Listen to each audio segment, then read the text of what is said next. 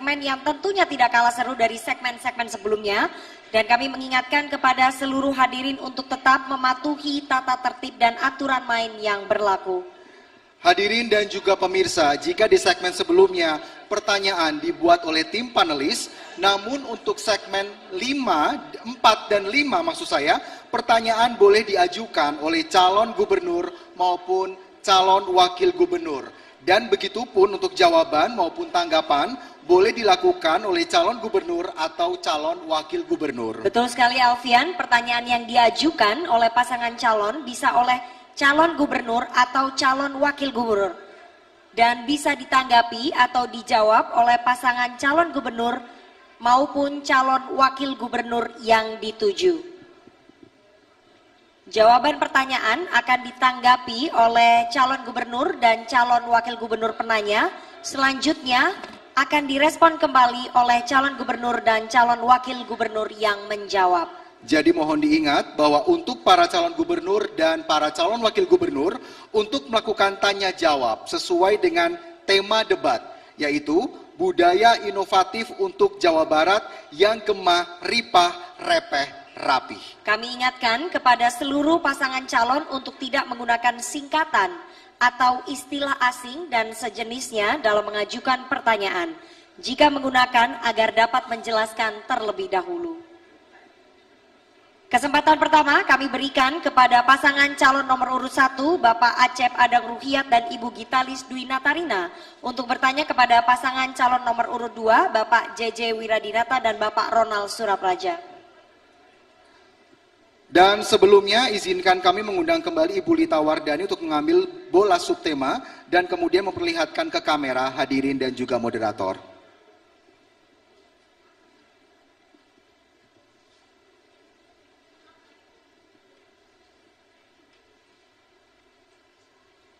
Bisa langsung dibaca Ibu?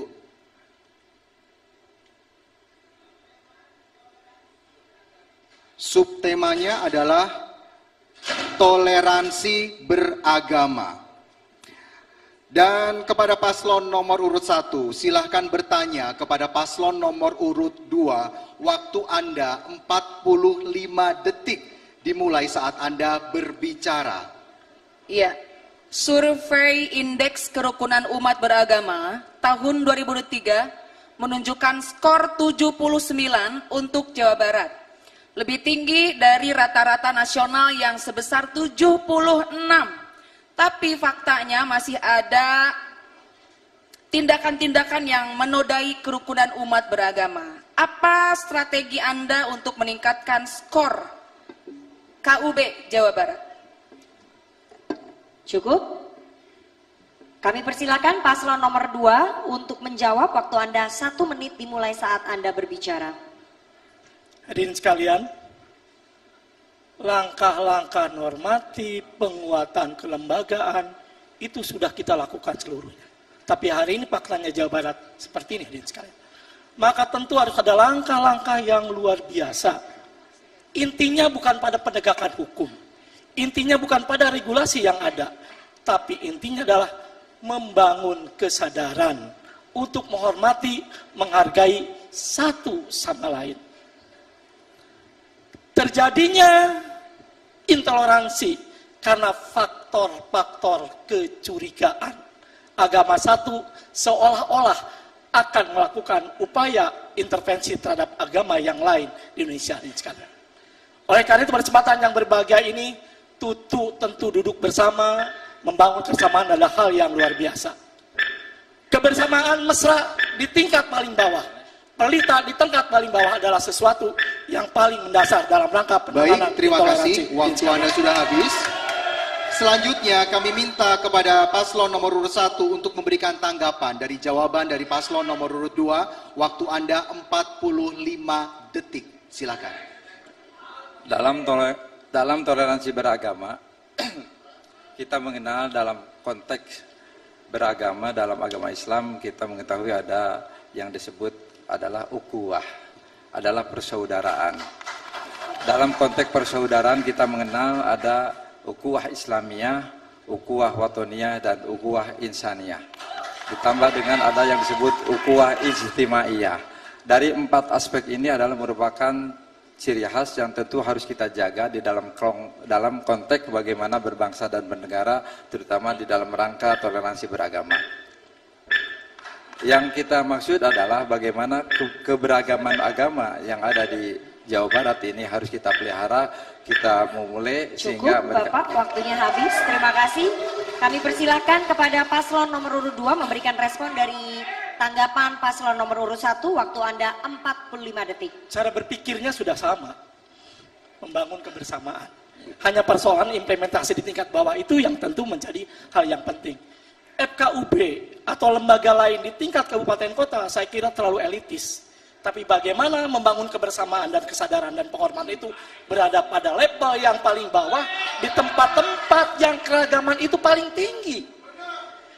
Kemauan pemerintah untuk memfasilitasi itu menjadi bagian yang penting. Kita ini selalu pada soal-soal yang normatif, soal-soal yang biasa menjadi program tanpa mengevaluasi langkah-langkah yang cerdas bagaimana melakukan langkah-langkah itu sendiri hadirin sekalian.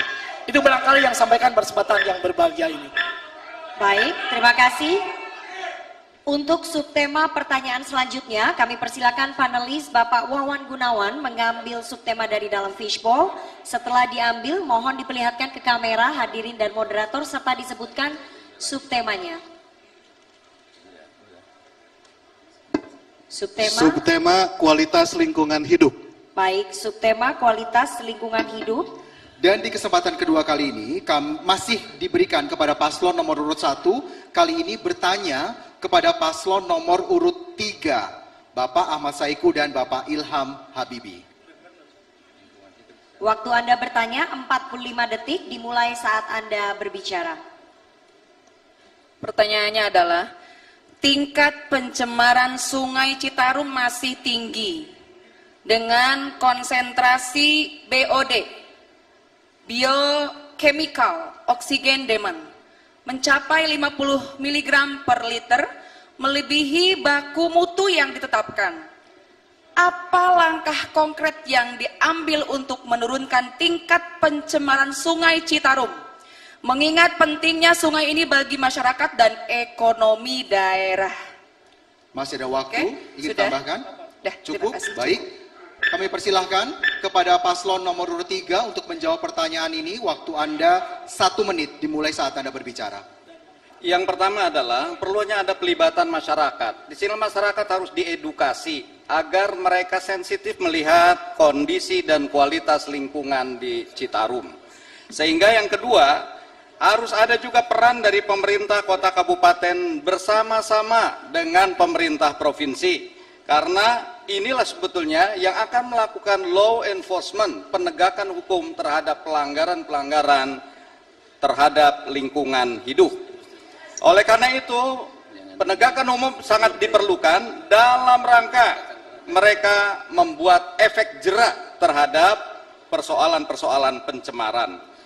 Dan yang ketiga, industri-industri yang ada di sekitar Citarum perlu ada pengawasan yang ketat sehingga mereka tidak bermain-main untuk membuang limbah ke Citarum. Itu kayak gitu. Baik, cukup. Terima kasih. Kami persilakan pasangan calon nomor urut 1 untuk menanggapi jawaban dari pasangan calon nomor urut 3. Waktu Anda 45 detik. Iya, sepertinya jawaban nomor 3 kurang lengkap. Saya akan lengkapi. Harus adanya kampanye lingkungan dan pendidikan, yaitu mengedukasi masyarakat mengenai pentingnya menjaga lingkungan melalui sosialisasi di sekolah dan masyarakat umum. Yang berikutnya ada optimalisasi program Citarum Harum, program nasional yang bekerja sama dengan pemerintah pusat untuk membersihkan dan merehabilitasi Sungai Citarum melalui patroli, edukasi, dan penegakan hukum. Berikutnya adalah pengelolaan limbah dan sampah industri, yaitu meningkatkan pengawasan dan pemberlakuan sanksi. Baik, waktu Anda sudah habis. Selanjutnya, kami mohon kepada paslon nomor urut 3 untuk merespon tanggapan dari paslon nomor urut 1. Waktu Anda 45 detik. Saya kira tadi sudah disebutkan perlunya edukasi terhadap masyarakat, termasuk di dalamnya adalah dunia pendidikan. Dan tadi yang disebutkan juga perlunya Citarum Harum, itulah tadi kolaborasi, koordinasi yang dilakukan oleh pemerintah kota, kabupaten, provinsi, dan pusat. Justru yang harus dilakukan untuk menjaga Citarum itu, haruslah kita membuat sebuah kebijakan waterfront city. Sehingga ini kemudian sungai bukan menjadi bagian belakang dari peradaban kita, tapi kita harus menjadikan sungai adalah muka peradaban kita, sehingga bisa kita jaga bersama-sama. Terima kasih. Baik, terima kasih paslon nomor urut 3. Kita beralih, kami persilakan panelis Bapak Kakak Suminta untuk mengambil subtema dari dalam fishbowl. Setelah diambil, mohon diperlihatkan ke kamera, moderator, dan juga hadirin, serta disebutkan subtemanya, Bapak. Subtema peningkatan PAD berbasis sumber daya alam. Subtema peningkatan PAD berbasis sumber daya alam. Kepada paslon nomor 1 dipersilahkan untuk bertanya kepada paslon nomor urut 4, Bapak Deddy Mulyadi dan Bapak Erwan Setiawan.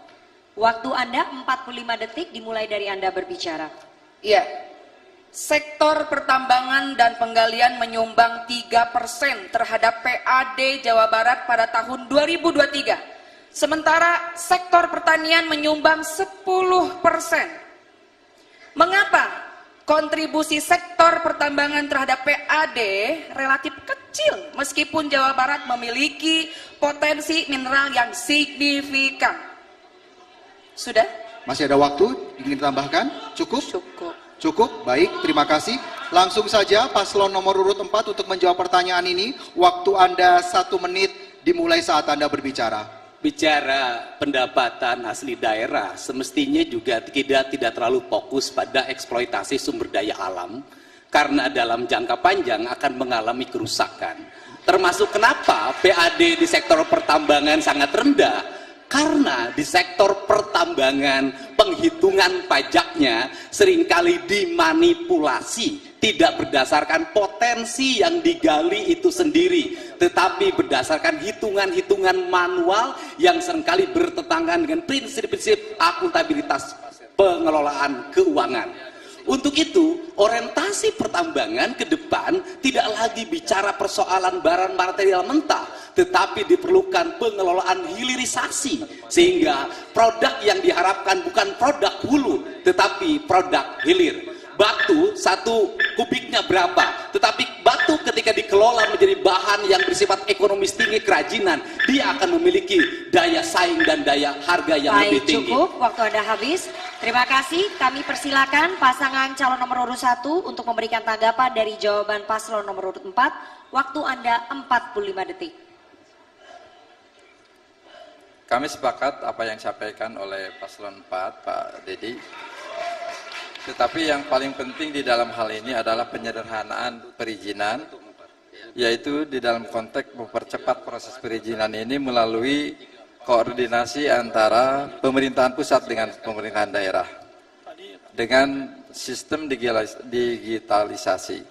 Yang kedua adalah hilirisasi tambang, yaitu mendorong pembangunan pabrik pengolahan hasil tambang mineral yang dapat dimanfaatkan secara maksimal. Kemudian yang ketiga adalah peningkatan pengawasan, memperketat pengawasan terhadap tambang ilegal yang memastikan penemuan daerah yang aktivitas tambang yang lebih optimal. Baik, waktu Anda telah habis. Selanjutnya kami minta kepada paslon nomor urut 4 untuk kembali menanggapi jawaban atau respon dari paslon nomor 1. Waktu Anda 45 detik. Terima kasih sudah menyepakati apa yang menjadi gagasan yang pernah tadi sampaikan. Kalau kita bicara persoalan pendapatan, itu tidak menjadi orientasi utama. Tetapi yang paling penting dari pengelolaan tambang adalah nilai-nilai ekonomi yang didapat, itu sebagian besar harus kembali pada wilayah tambang itu sendiri. Kenapa? Karena masyarakat sekitar mengalami derita akibat penambangan. Contoh, di daerah Bogor, daerah Parung, masyarakat setiap hari bergulat dengan debu, jalannya mengalami kerusakan, sedangkan pendapatannya tertarik oleh provinsi dan masyarakat di sana mengalami penderitaan.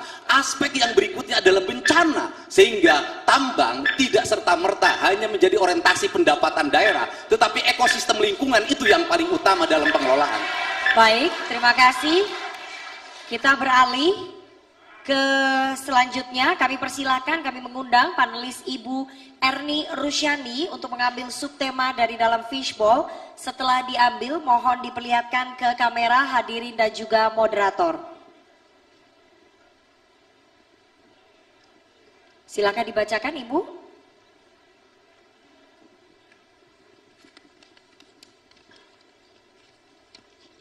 Subtema pariwisata. Subtemanya adalah pariwisata. Kepada paslon nomor urut 2, dipersilahkan untuk bertanya kepada paslon nomor urut 1, Bapak Acep Adang Ruhyat dan Ibu Gitalis Dwina Tarina. Waktu Anda 45 detik untuk bertanya dimulai saat Anda berbicara. 27 kabupaten kota tentu punya potensi yang luar biasa. Pertanyaannya adalah, kenapa wisata kita, kenapa pengembangan wisata kita tidak beranjak dan seperti itu? Apa yang menjadi persoalan dan apa langkah-langkah yang Anda lakukan agar wisata di Jawa Barat ini menjadi yang berkelas dunia dan maju di Jawa Barat? Waktunya masih ada yang ingin ditambahkan, Bapak? Cukup. Cukup, baik. Langsung saja paslon nomor 1 untuk menjawab pertanyaan ini. Waktu Anda 1 menit dimulai saat Anda berbicara. Ketika kita berbicara masalah destinasi wisata, tentu kita berbicara masalah tempat wisata itu sendiri. Ketika kita berbicara masalah tempat wisata itu sendiri, tempat itu harus nyaman, harus aman, harus bisa memberikan ruang kepada mereka untuk menikmati suasana alam itu. Tetapi ketika misalnya tempat wisata itu adalah kotor, dan juga tempat-tempatnya juga tidak memungkinkan untuk dijadikan tempat kita menikmati suasana itu, tentu akan menjadi orang tidak akan datang kembali ke tempat wisata seperti itu. Itu pertama. Yang kedua, harus ada pemandu. Di mana semacam ini adalah penting ketika kita seperti datang ke Bali atau ke Yogyakarta, itu pemandu-pemandu itu disiapkan. Tetapi wisata-wisata di Jawa Barat itu tidak pernah terjadi dan memang tidak ada. Ini menjadi soal buat kita semua. Baik, terima kasih. Kami persilakan paslon nomor 2 untuk menanggapi jawaban dari paslon 1. Waktu Anda 45 detik. Pengalaman yang saya bangun dengan membangun wisata, hari ini laju pertumbuhan ekonomi wisata di Pangandaran adalah tertinggi laju pertumbuhan di Jawa Barat sekali. Pengangguran kami paling kecil se-Jawa Barat dan kesenjangan kami paling kecil di Jawa Barat. Tentu membangun dunia pariwisata tentu harus menjadi bagian dalam rangka konsep pembangunan di Jawa Barat.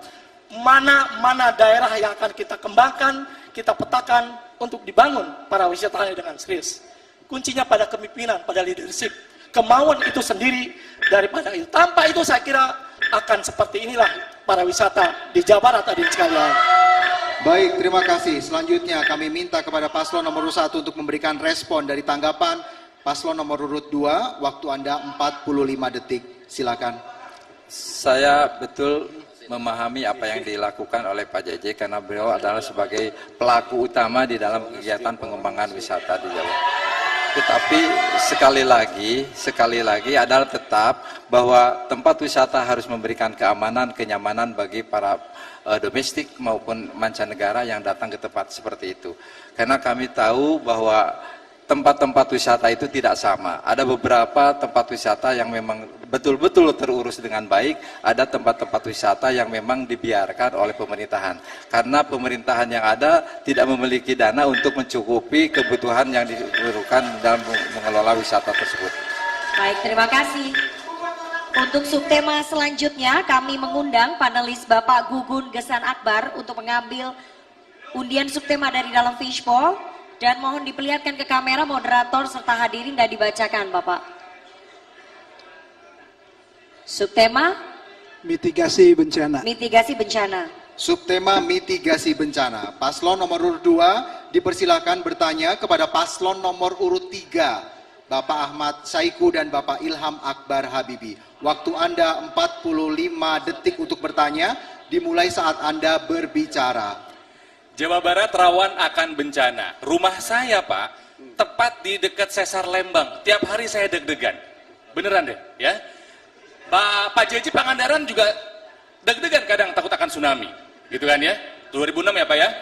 Masalahnya, bencana itu bukan hanya diakibatkan oleh alam saja, tapi juga ada bencana yang diakibatkan oleh kelalaian manusia.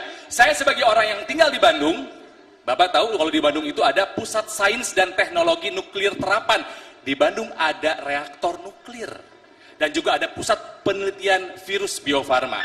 Bagaimana strategi Anda untuk menanggulangi resiko bencana Nubika, nuklir, biologi, dan kimia? Amit-amit, tapi bisa saja terjadi di Jawa Barat ini. Terima kasih. Baik, sekarang kami minta kepada paslon nomor urut 3 untuk menjawab pertanyaan ini. Waktu Anda 1 menit, dimulai saat Anda berbicara. Terima kasih, saya jawab satu-satu. Ini nuklir, biologi, dan kimia ya. Kalau kita bicara mengenai nuklir, reaktor yang kita miliki di ITB sudah ada puluhan tahun. Ya. Dan dia kecil, dan ini hanya untuk riset. Jadi sebetulnya tidak merupakan satu ancaman yang besar. Kalau memang kita juga harus lihat di lain negara kayak Jepang, mereka adalah sama dengan kita, ring of fire, cincin dari api ini, tapi tetap saja mereka pada umumnya bisa mengelola nuklir dengan sangat baik. Yang kedua mengenai biologi dan kimia, sama, saya kira ini adalah standar-standar dunia yang harus kita penuhi. Itu memang ada risiko untuk menyebar adanya virus, ada juga zat-zat yang bahaya dari laboratorium dan lain. Tapi jika kita memang memenuhi standar yang telah ditetapkan, karena bukan kita saja yang merupakan negara yang rawan terhadap bencana alam, banyak negara lainnya, saya kira pada umumnya kita berada dalam posisi yang baik. Sekian dari saya, terima kasih.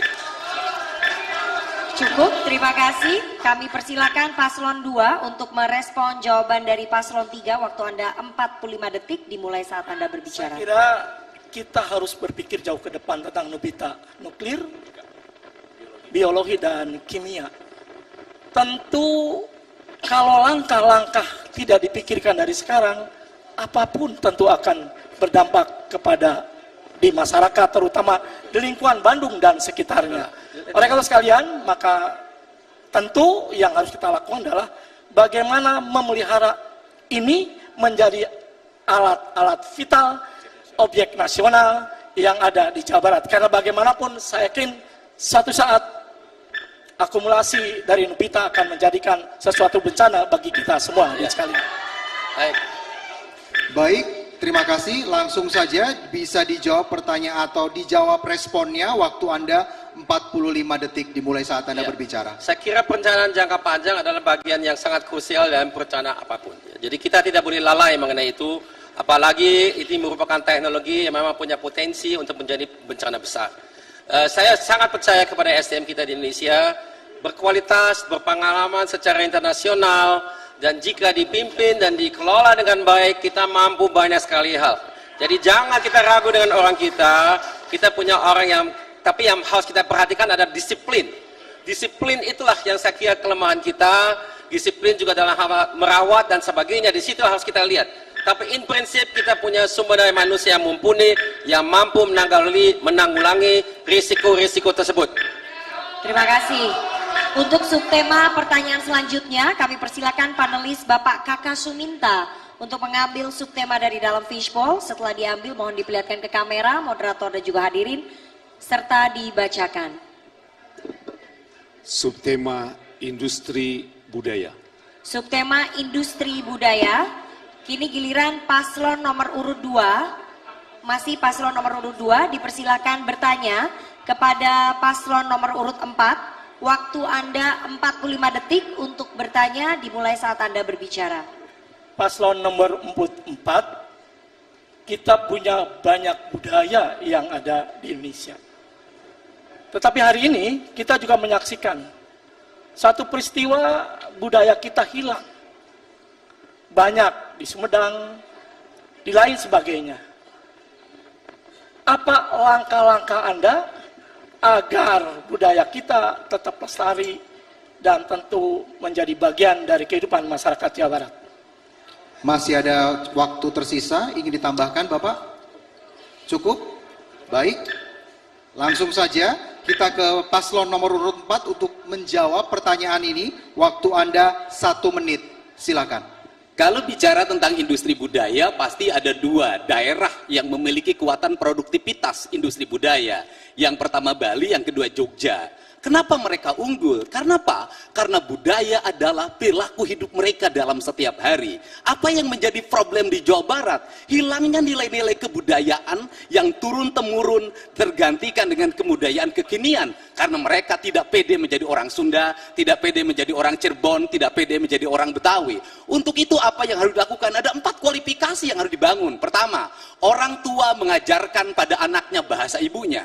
Yang kedua, orang tua mengajarkan pada anaknya berpakaian tradisi. Yang ketiga, orang tua mengajarkan kepada anaknya bagaimana makan makanan tradisi. Yang keempat, orang tua mengajarkan anaknya pada setiap hari lingkungan tradisi. Setelah itu dia akan terlahir komunitas tradisi yang memiliki karakter dan pada akhirnya akan tumbuh menjadi industri kebudayaan itu sendiri. Terima kasih. Kami persilakan paslon 2 untuk menanggapi jawaban dari paslon 4. Waktu Anda 45 detik dimulai saat Anda berbicara. Budaya atau produk-produk budaya yang mati itu karena mereka tidak menyesuaikan dengan kondisi zaman. Wayang golek, kalau tidak ada Giri Harja, Asep Sunandar, mungkin juga akan punah. Tapi Pak Asep Sunandar melakukan inovasi dan kreativitas sehingga wayang golek diminati dan menjadi berkelas.